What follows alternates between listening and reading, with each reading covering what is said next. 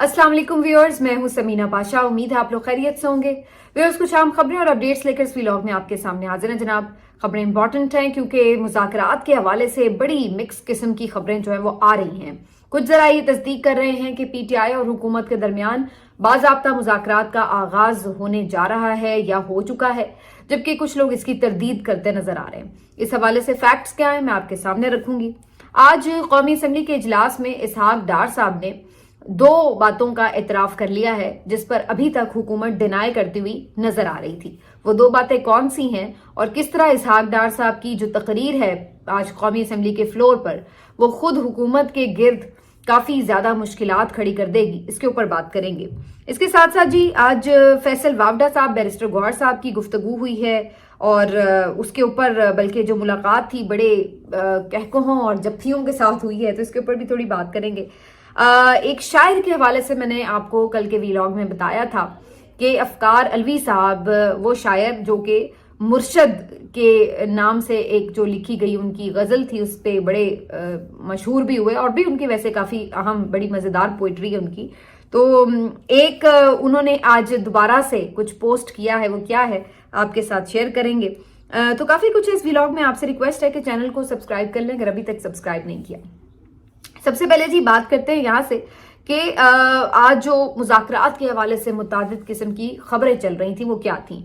पहले तो जी आज ARY की तरफ से ये खबर आई कि पीटीआई और हुकूमत के दरमियान मुज़ाकरात का बाकायदा आगाज होने के लिए राब्ता हो गया है और खबर भी कुछ यूं दी गई थी कि जैसे पीटीआई ने हुकूमत से राब्ता खुद किया है और ये भी कहा गया कि हुकूमत ये कह रही है कि जनाब पीटीआई अपने जो दो मुतालबात थे उनसे पीछे हट गई है और उन्होंने मुज़ाकरात के लिए कोई भी शर्त नहीं बीच में रखी और अब जो है बातचीत का खुले फोरम पर आगाज होगा और उन्होंने खुद ही राब्ता भी किया और खुद ही कहा कि हम अपनी शराइत से पीछे भी हट गए। तो हमने भी सोचा है कि चलो बात कर ही लें। तो जो तासुर था वो उस खबर का वो कुछ इस तरह से था। लेकिन मेरे लिए तो हार्ड था इस खबर पे बिलीव करना क्योंकि जो माहौल है उसमें ऐसा कोई सूरत नजर नहीं आती कि कोई इस तरह की अच्छे एकदम सारे अच्छे बच्चे बन जाएं और एकदम मुज़ाकरात शुरू कर दें। उसके बाद फिर इसके हवाले से तरदीद और तस्दीक की एक लाइन लग गई। पीटीआई की तरफ से कहा गया कि जी बिल्कुल बातचीत के लिए हम तैयार हैं लेकिन अभी कोई राब्ता नहीं बाज़ाब्ता तौर पर हुआ। बैरिस्टर गौहर ने भी यही बात की। लेकिन फिर उसके बाद कुछ रिपोर्टर्स की ये खबरें आने लगी कि नहीं जी कुछ गैर रस्मी मुलाकातें हुई हैं। फिर उसके बाद साहबजादा हामिद रजा साहब ने आज ये बात कही कि उमर अयूब साहब को इमरान खान साहब ने ये जिम्मेदारी दी है और अगर कोई हुकूमत से मुलाकात होगी तो हम कोई खुफिया नहीं करेंगे, कोई छुप छुपा के नहीं होगी। जो भी इस सिलसिले में राब्ता होगा, बातचीत होगी, उसके बारे में उमर अयूब खुद आपको मीडिया पर आकर बता देंगे। तो इसमें कोई छुपाने वाली बात नहीं है, लेकिन अभी तक ऐसा कुछ है नहीं। और फिर अता तारड़ साहब ने भी इसके ऊपर वाज़े तौर पर यह कहा कि कोई पीटीआई से हमारे मुज़ाकरात वगैरह उस तरह से शुरू नहीं हुए, सिर्फ कुछ गैर रस्मी अगर कहीं आते जाते मुलाकात हो जाए तो वो तो पहले भी हो जाया करती है, उसी तरह की हुई है। लेकिन कोई अगर ये समझ रहा है कि कोई बाज़ाब्ता मुज़ाकरात हैं तो ऐसा बहरहाल नहीं है। और साथ ही फिर उन्होंने जो उनका एक तर्ज तखातुब है उसी तरह से बात करते हुए कहा कि जी पीटीआई पे वैसे भी भरोसा कौन करे, इनसे बातचीत का फायदा क्या है और इनसे मुज़ाकरात की गारंटी कौन देगा, तो वगैरह वगैरह। तो इस टाइप की वो फिर साथ में उन्होंने इजाफी साहब के इलाके भी लगा दिए। तो कहने का मतलब ये है कि मुख्तलिफ इस हवाले से जो खबरें दी जा रही थी, एक कुछ रिपोर्टर्स का ये कहना था कि आज रात इस सिलसिले में कोई बड़ी अहम मुलाकात हो सकती है और जिसमें बड़े संजीदा किस्म के मामलात पर बातचीत शुरू हो सकती है। तो बाकायदा आज अगर आप ये कहें कि बातचीत का आगाज हो सकता है तो आज रात किसी वक्त कोई मुलाकात हो सकती है। लेकिन ऑनेस्टली सबके अपने सोर्सेज हो सकते हैं, लेकिन मुझे इस हवाले से कोई ना तो ऐसा माहौल नजर आ रहा है ना हुकूमत की कोई ऐसी नीयत नजर आ रही है। पीटीआई की नीयत जरूर है और खास तौर पर इमरान खान से ज्यादा जो बाहर की पीटीआई उनकी नीयत जरूर है। वो चाहते हैं कि किसी तरह हुकूमत जो है वो इंगेज कर ले, बातचीत हो जाए ताकि मजीद जो एक तलखी है वो शायद माहौल में ना हो।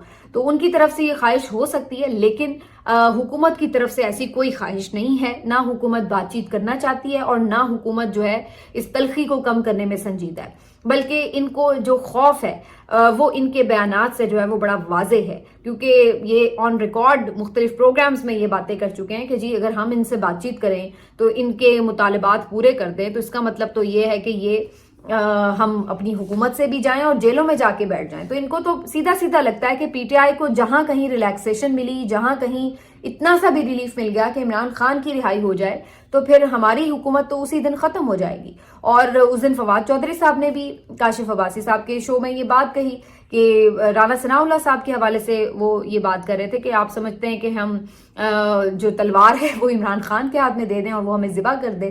تو کیونکہ اگر اس کے بعد ان کے مطالبات مانتے ہوئے بات الیکشن تک جاتی ہے تو پھر تو وہ آرام سے 2/3 میجورٹی حاصل کر لیں گے, تو اس کا پھر کیا مطلب ہوا, تو ہم یہ کیوں کریں. اب سمپل سی بات ہے نا, جب آپ کو اتنا کلیئر پتا ہو کہ بھائی اس کی آپ ایک بھی بات مان لیں, یعنی اگر آپ صرف اس کی رہائی کر دیں تو آپ کو پتا ہے کہ جو اس کا استقبال ہونا ہے, جیسے اس نے باہر آنا ہے, آپ کے لیے حکومت سنبھالنی مشکل ہو جانی ہے. جیسے وہ ظاہر فری ہوگا تو انٹرنیشنل میڈیا کو انگیج کرے گا, جیسے وہ یہاں پر لوگ اس کو رسپانس کریں گے. اب تو وہ کچھ اور بن چکا ہے 1.5 سال کی جیل کاٹ کر. تو یہاں پر اب جو عوام اس کے اوپر والہانہ فدا ہو رہی ہوگی, وہ ان لوگوں کا ان کے خواب میں بھی وہ چیز نہیں ہو سکتی. تو اس لیے ان کو ایک چیز بھی اگر یہ کوئی مانے, مینڈیٹ واپسی مانے, نئے الیکشن مانے, عمران خان کی رہائی پر مانے, کوئی جوڈیشل کمیشن بنانے پر مانے, کوئی ایسا کام اگر یہ مانتے ہیں تو ان کو پتا ہے کہ ہاتھ ان کے ہی کٹیں گے. تو یہ کسی چیز پہ مان ہی نہیں سکتے. کوئی ایک چیز بھی ان کو ایسی سوٹ نہیں کرتی کہ چلو جی یہ مطالبہ اگر ہم اس پہ تھوڑی سی پیش رفت یا لچک دکھا دیں تو شاید یہ ذرا چپ کر کے بیٹھ جائیں تو ہم بھی کوئی آرام سے حکومت کرتے رہیں. کیونکہ جس بھی مطالبے پہ اگر بات چیت شروع ہوئی اور اس میں کوئی بھی پیش رفت ہوئی تو اس کے بعد حکومت کا بچنا اور حکومت کا چلنا وہ مشکل ہو جائے گا. تو اس لیے بے شک یہ اوپر سے آ کے کبھی کچھ اچھے بننے کے لیے اسٹیٹمنٹ دے بھی دیتے ہیں کہ جی ہم کر لیں گے بات چیت, وہ لیکن حقیقت یہی ہے کہ یہ نہ تو بات چیت کے لیے نیت رکھتے ہیں اور نہ ان کو اجازت ہے بات چیت کی اور نہ ان کے پاس اختیار ہے بات چیت کا. تو یہ تو بات بڑی واضح ہے. میرے نظر میں ابھی تک مجھے ایسا کوئی ماحول نظر نہیں آتا. کل کو اگر کوئی صورتحال بدل جائے تو میں کچھ کہہ نہیں سکتی. صرف ایک چیز جس کے اوپر کوئی بات ہو سکتی ہے, جس کے اوپر ہم سوچ سکتے ہیں کہ شاید کوئی بات چیت کے لیے بیٹھ جائیں, تو وہ صرف یہی ہے کہ اگر انٹرنیشنل پریشر مزید بڑھتا ہے تو پھر ان کو یہ کسی طرح پی ٹی آئی کو مینج کرنا ہوگا کہ کوئی ون ون سچویشن بنائیں کہ جس میں پی ٹی آئی کو تھوڑا سا کنٹرول کر سکیں. تو یہ ایک صرف صورت بن سکتی ہے. ادروائز ان کو کوئی انٹرنلی تو ایسا کوئی بڑا تھریٹ نہیں ہے اس وقت جس کی بنا کے اوپر یہ اس دباؤ میں ہوں کہ ہم نے پی ٹی آئی سے بات چیت کرنی ہے. اور یہ میں نے جو تھریٹ کی بات کی, میں نے کیوں کی, انٹرنیشنل تھریٹ کی. ظاہر ہے جو آپ کچھ کر رہے ہیں اور جس طرح سے پی ٹی آئی پھر اس کو ریز کرتی ہے, اٹھاتی ہے معاملہ سوشل میڈیا پر, انٹرنیشنلی بھی, تو اس کا ایک امپیکٹ تو پھر آتا ہے. اور یہی بات آج اسحاق ڈار صاحب نے بھی قومی اسمبلی کے اجلاس میں بھی کہی. انہوں نے کہا کہ جی اب یہ بڑے امپورٹنٹ ان کے جملے تھے جو انہوں نے کہے کہ ان سے جو مختلف ممالک کے سفیر ہیں وہ سوال پوچھ رہے ہیں. یعنی کہ 26 نومبر کا جو واقعہ ہے اس کے اوپر ایسا نہیں ہے کہ جو حکومت نے کہا اور جو شو کیا تو اس کو سب نے آنکھیں بند کر کے مان لیا. جی نہیں, ایسا نہیں ہے. اور میں یہی بات آپ سے شروع سے کہہ رہی ہوں کہ یہ اتنا بڑا واقعہ ہے کہ یہ اتنی آسانی سے انڈر دا کارپیٹ کرنے کی جو کوشش ہے یہ حکومت کی کامیاب ہوتی نظر نہیں آ رہی. لوگوں کو پتا ہے, اس پہ رپورٹنگ ہوئی ہے, انٹرنیشنل میڈیا کے لوگ اس دن بھی موجود تھے. تو ایسا ہے نہیں کہ آپ اتنی آسانی سے سب کی آنکھوں میں دھول جھونک دیں. تو اب ان سے سوال جواب ہو رہے ہیں اور ٹھیک ٹھاک ہو رہے ہیں. اور اسحاق ڈار صاحب نے آج اس کی باقاعدہ تصدیق کر دی ہے کہ ان سے پوچھا گیا ہے, اور کیونکہ وہ فارن منسٹر بھی ہیں, نائب وزیر اعظم بھی ہیں, تو ان سے اگر یہ سوالات ہو رہے ہیں تو اس کا مطلب ہے کہ انہیں کچھ جواب دینے پڑ رہے ہیں. اسی لیے آج وہ قومی اسمبلی میں اس کا ذکر بھی کر رہے تھے. اور پھر انہوں نے آج جو ایک اور اعتراف کیا ہے وہ بڑا امپورٹنٹ ہے, کیونکہ ابھی تک تو حکومت یہ موقف لے رہی تھی نا کہ گولی تو سرے سے چلی ہی نہیں ہے. پہلے تو یہ کہتے کہ گولی تو چلی ہی نہیں ہے, اس کے بعد پھر کل خواجہ آصف صاحب فرما رہے تھے کہ جناب گولی چلی تو ہے لیکن وہ جی علی امین گنڈا پور کے گارڈز نے چلائی ہے. اور آج ایک نیا موقف بھی پٹاری سے نکلا ہے, اور اس موقف میں اسحاق ڈار صاحب کم از کم یہ تسلیم کر رہے ہیں کہ گولی چلی ہے اور ادھر فورسز کی طرف سے, حکومت کی طرف سے چلی ہے. کیونکہ انہوں نے کہا کہ جناب ہمیں یہ بتایا گیا ہے کہ ہوائی فائرنگ کی گئی تھی اور اس ہوائی فائرنگ کی نتیجے میں ایک بھگدڑ مچی اور اس کی وجہ سے ایک میس کریٹ ہوا, اور اس میس کریٹ ہونے کی وجہ سے لوگ زخمی بھی ہوئے, اور اس وجہ سے جو ہے ایک اوور آل کیوس سمجھ گیا تھا. لیکن ساتھ ہی انہوں نے پھر سے ڈینائی کیا کہ کوئی شہادتیں نہیں ہوئیں, اور انہوں نے پھر اس بات پہ بھی کہا کہ جناب اگر آپ کلیم کر رہے ہیں کہ کوئی شہادت ہوئی ہے, کچھ ہے, تو پھر آپ ایک کام کریں, آپ جتنے لوگوں کا کلیم کر رہے ہیں ان کے شناختی کارڈ نمبر میرے ساتھ شیئر کریں, میں خود آپ کے ساتھ چلوں گا اور جا کے میں تحقیقات بھی کراؤں گا اور ان کے جو ڈیتھ سرٹیفکیٹ ہے وہ بھی ایشو کرواؤں گا. تو وہ اس طرح کی جناب آج بڑکے بھی مار رہے تھے اور اس طرح کی آفرز بھی کر رہے تھے پی ٹی آئی کو. میرا خیال ہے کچھ کارکنان کے تو یقیناً ان کے پاس قوائف ہوں گے، ان کو چاہیے جو مسنگ بھی ہیں ان کے حوالے سے بھی کہ ان کا پتہ کروائیں حکومت سے کہ جناب بتائیے یہ جو مسنگ لوگ ہیں ہمارے کدھر ہیں یہ. تو اس سے کافی حد تک اندازے ہو سکتے ہیں. سب سے کھلی بات یہ کہ آپ ہسپتال تک سب کو کھلی رسائی دے دیں نا، تو بات ہی ختم ہو جائے. سب کو پتا ہو کہ جی اس دن ہسپتال کا ریکارڈ کدھر ہے، اس دن کا پتہ چل جائے گا کون کون زخمی ہوا تھا اور کس طرح زخمی ہوا تھا، کون سی بلٹ لگی تھی اور وہ بلٹ جو ہے وہ سرکاری تھی یا گنڈا پور کے گارڈز کی تھی یا پھر جو تھی وہ کوئی ہوائی فائرنگ کسی اور نے کر دی تو کیا ہوا تھا. تو بہرحال جب آپ جھوٹ بول رہے ہوتے ہیں تو آپ کو بار بار موقف بدلنے پڑتے ہیں، اور یہی ہم نے اب دیکھا کہ کل آپ کہہ رہے تھے کہ فائرنگ ہوئی ہی نہیں اور اس کے بعد آپ کہنے لگے کہ گنڈا پور کے گارڈز نے کی، اور اب آپ کہہ رہے ہیں کہ جناب ہوائی فائرنگ ہوئی. یعنی آپ کل کو یہ بھی کہہ سکتے ہیں کہ ہوائی فائرنگ کی زد میں آ گئے ہوں گے کچھ لوگ، تو آ گئے ہوں گے، ہم نے طاق کے نشانے نہیں لیے، تو کل کو آپ یہ بھی مان لیں گے، تو اس سے پھر آپ یہ بھی مان لیں گے کچھ نہ کچھ لوگ شہید تو ہوئے ہیں. تو یہ ان کی ساری ابھی تک کی کاروائی ہے جو کہ چھپ نہیں رہی اور اسی وجہ سے جھوٹ پہ جھوٹ بول رہے ہیں اور اس کو ڈیفینڈ نہیں کر پا رہے ہیں. اور ساتھ میں کہہ رہے ہیں کہ جی اگر یہ ہم آپ کچھ ثابت کر دیں کہ واقعی کوئی ایسی شہادتیں ہوئی، کوئی ایسا نقصان ہوا ہے، تو پھر ہم اس پہ انکوائری کمیشن کے اوپر بھی آگے بڑھ سکتے ہیں. دوسرا جو ایک اور آج اسحاق ڈار صاحب نے اعتراف کیا وہ یہ کہ وہ یہ بھی مان گئے ہیں کہ یہ جو مینڈیٹ ہے 2024 کا، یہ مینڈیٹ چوری شدہ مینڈیٹ ہے. کیونکہ آج انہوں نے ایک اور بات کی ہے کہ جی آپ ہمارا 2018 والا مینڈیٹ واپس کر دیں، ہم آپ کا 2024 والا مینڈیٹ واپس کر دیں گے. تو پہلے تو اس کا مطلب ہے کہ آپ نے سب سے پہلے تو یہ اعتراف کر لیا کہ جی بالکل ہم نے آپ کا مینڈیٹ چرایا ہوا ہے اور ہم آپ کا مینڈیٹ لے کے بیٹھے ہوئے ہیں. اور پھر اس کے بعد آپ یہ اس کا ایک وضاحت دے رہے ہیں یا اس کی جسٹیفیکیشن یہ دے رہے ہیں کہ چونکہ آپ نے 2018 میں ہمارا مینڈیٹ چوری کیا تھا لہٰذا ہم نے 2024 میں آپ کا مینڈیٹ چوری کر لیا.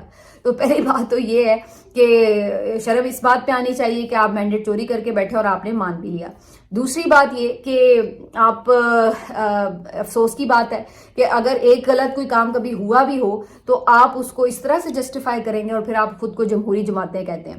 تیسری بات یہ کہ ایسا کچھ آپ کے ساتھ اس وقت ہوا ہی نہیں تھا. 2018 کے الیکشنز میں کوئی اس طرح بڑے پیمانے پر ریگنگ نہیں ہوئی تھی، کوئی آپ کا نشان نہیں چھینا گیا تھا، کوئی آپ کو سوائے نواز شریف یا مریم نواز کے کوئی ایسا رہنما نہیں تھا جو الیکشن نہ لڑ سکتا ہو، کسی کے کاغذات نامزدگی مسترد نہیں ہوئے تھے، کوئی آپ کے احسن اقبال، خواجہ آصف اور باقی جو کیبنٹ کے ممبرز ہیں ان کی کوئی پریس کانفرنسیں ہم نے نہیں دیکھی تھیں، کوئی ہم نے نہیں دیکھا کہ آپ سے کاغذات چھینے گئے تھے، کوئی ہم نے نہیں دیکھا کہ آپ کے جو فارم 45 اور 47 کے ریزلٹس ہیں ان میں کوئی اتنا ڈفرینس نظر آ رہا ہو.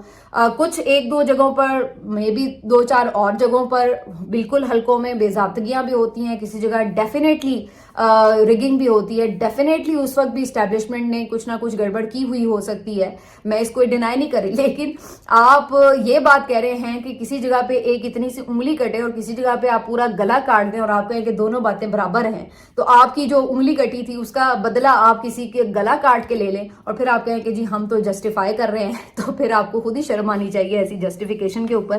لیکن بہرحال یہ انہوں نے جناب آج 2 باتوں کا کم از کم اعتراف کر لیا ہے کہ ایک تو یہ چوری شدہ مینڈیٹ پہ بیٹھے ہوئے ہیں اور دوسرا یہ کہ 26 نومبر کو گولی بھی چلی تھی. اب یہاں تک آئے ہیں تو امید ہے کہ آگے کسی کمیشن کے اوپر بھی راضی ہو ہی جائیں گے. بہرحال جی یہ سب چیزیں اپنی جگہ، لیکن دوسری طرف فیصل واوڈا صاحب بھی ملاقاتیں کر رہے ہیں اور ابھی بھی ان کی کوشش ہے کہ جناب کوئی بات چیت کسی طرف لگ جائے. لیکن اس کے ساتھ ساتھ بشرا بی بی صاحبہ پہ جو ان کے اٹیکس ہیں اور اس کے بعد اس کو جوڑ رہے ہیں وہ فیض حمید صاحب کی کاروائیوں سے بھی، تو وہ ایک یہ لنک ڈیولپ کر رہے ہیں کہ کسی طرح پریشر بھی ڈالا جائے تاکہ پی ٹی آئی کو کسی بیک فٹ پہ لے جا کے وہاں پہ کوئی بات ان سے منوائی جا سکے. لیکن فی الحال ایسی کوئی امید ان کی پوری ہوتی ہوئی نظر نہیں آ رہی. تھوڑی سی میں اس پہ بات ضرور کروں گی کہ کامران مرتضیٰ صاحب نے آج ایک اسٹیٹمنٹ دیا. انہوں نے کہا کہ جو آپ نے 26 نومبر کو کیا اگر وہ آپ نے ہمارے ساتھ کرنے کا سوچا تو پھر آپ یہ بھول جائیں کہ ہم اس کو خاموشی سے پی جائیں گے، بلکہ انہوں نے کہا کہ آپ کے ذہن میں رہنا چاہیے کہ پھر بنگلہ دیش اور شام میں کیا ہوا ہے. تو یہ ایک سیریس سٹیٹمنٹ ہے جو ان کی طرف سے آیا ہے. اور میں یہ سوچ رہی تھی کہ اگر ایسی کوئی بات پی ٹی آئی کی طرف سے آئی ہو تو آپ سوچیں کہ یہ پھر فوری طور پر کیسے ان کو اینٹی اسٹیٹ، دہشت گرد اور انتشاری ٹولہ اور فتنہ فساد والی پارٹی اور کیا کیا کچھ کہہ رہے ہوتے ہیں. تو یہ بیسکلی جب مولانا صاحب اپنا مسل دکھاتے ہیں تو یہ پھر مولانا کرتے ہیں، ان کے گھر پہ آگے پیچھے بھی پھرتے ہیں. اور مولانا صاحب بھی خیر جہاں انہوں نے تھوڑا بہت دکھانا ہوتا ہے مسل، اپنی بات منوانی ہوتی ہے، دکھا لیتے ہیں، لیکن اس کے بعد پھر وہ بھی جس طرح آپ کو پتا ہے ایک کریز سے باہر جا کے کھیلنے کے عادی نہیں ہیں، تو وہ علیحدہ بات ہے. لیکن میں صرف بتانا آپ کو یہ چاہ رہی تھی کہ یہ سٹیٹمنٹس ان کی طرف سے آئیں، ان کے کارکن بھلے جا کے سپریم کورٹ کے ریڈ زونز میں گھس جائیں، چاہے ان کے کارکن بڑے بڑے دھرنوں کے ساتھ آ کے بیٹھ جائیں، ان کو کوئی کچھ کہنے والا نہیں ہے. ان کی جو ملیشیا فورس ہے، جو کہ باقاعدہ یونیفارمڈ فورس ہے، ڈنڈا بردار فورس ہے، وہ آ کر بھلے ان کے ساتھ یعنی گارڈ آف آنر بھی ان کو دے رہی ہو، ان کے دھرنوں میں باقاعدہ آ رہی ہو، تو اس کو کوئی یہ نہیں سمجھے گا کہ یہ حملہ ہو رہا ہے. لیکن پی ٹی آئی کے کارکن نہتے اپنے بچوں کو گودوں میں اٹھائے اور عمران خان کی فوٹو اٹھائے اپنی بیویوں کے ساتھ، اپنی بہنوں کے ساتھ، وہ اگر آ رہے ہوں تو وہ حملہ کرنے آ رہے ہوتے ہیں. ٹھیک ہے نا، وہ اگر ایک پروٹیسٹ کرنے آ رہے ہیں تو وہ حملہ ہوتا ہے. اور باقی جو جماعتیں ہیں وہ بھلے ڈنڈا بردار باقاعدہ یونیفارمڈ فورسز کے ساتھ بھی آ جائے تو وہ حملہ نہیں ہوتا، وہ صرف ان کا احتجاج ہوتا ہے، اور ان کو آپ کو پتا پھر انہوں نے کیسے ڈیل کرنا ہوتا ہے. تو یہ ہے بیسکلی ایک منافقت جو آپ کو نظر آتی ہے، اور اسی سے آپ کو پتا چل جاتا ہے کہ جہاں پر غصہ ہوتا ہے اصل میں وہیں پہ غصہ ہوتا ہے، باقی سب دھوکہ ہے نظر کا، اور سب کو پتا ہے کہ آنکھ کا پانی ہے. آخر میں جی میں صرف یہ بتاؤں گی کہ کیا ان چیزوں سے فرق پڑتا ہے؟ ان چیزوں سے سر کوئی فرق نہیں پڑتا. جتنے لوگ آپ خاموش کراتے ہیں اتنے لوگ بولتے ہیں. افکار الوی صاحب کے بارے میں کل میں آپ کو بتا رہی تھی، ایک بیان حلفی بھی آیا تھا. اس کے بعد مزے کی بات یہ ہے کہ یہ ایسے لوگوں کی خود ہی پبلسٹی ایک کیمپین شروع کر دی جاتی ہے. آپ اندازہ لگائیے کہ پہلے جس نے نہیں بھی کبھی افکار الوی کے اشعار سنے ہوں گے اس نے بھی ڈھونڈ ڈھونڈ کے نکالے ہیں اور اس کی شاعری پڑھی ہے. اور وہ مرشد والی نظم ہو اور کئی نظمیں ہوں، وہ ساری ان کی میں آج دیکھ رہی تھی ٹائم لائن بھری ہوئی تھی. ہر کسی نے اس کے اوپر جو ہے ان کی کچھ نہ کچھ الفاظ جو تھے وہ شیئر کیے ہوئے تھے. مزے کی بات یہ ہے کہ سب نے ان کی غزل کے ساتھ باقاعدہ گرہ کرنی شروع کر دی، اور سب نے اپنے اپنے طور پہ بھی خوب تباہ آزمائی کی. اور وہ مطلب ایک بندے کو چپ کراتے ہوئے آپ نے 100 اور افکار الوی جو ہیں وہ پیدا کیے ہوئے تھے. تو یہ صورتحال تھی. اور اس کے ساتھ زیادہ دلچسپ بات یہ ہے کہ میں ابھی دیکھ رہی تھی کہ انہوں نے ایک اپنی پوسٹ کچھ دیر پہلے جو ہے وہ کی ہوئی تھی شیئر، اور اس میں انہوں نے ایک شعر نیا کہا ہے. اب ذرا شعر سن لیجئے افکار الوی صاحب کا کہ ایک تناسب سے ہمیں اپنی جلالت سے ڈرا، ایک تناسب سے ہمیں اپنی جلالت سے ڈرا، خوف بڑھ جائے تو پھر خوف نہیں رہتا ہے.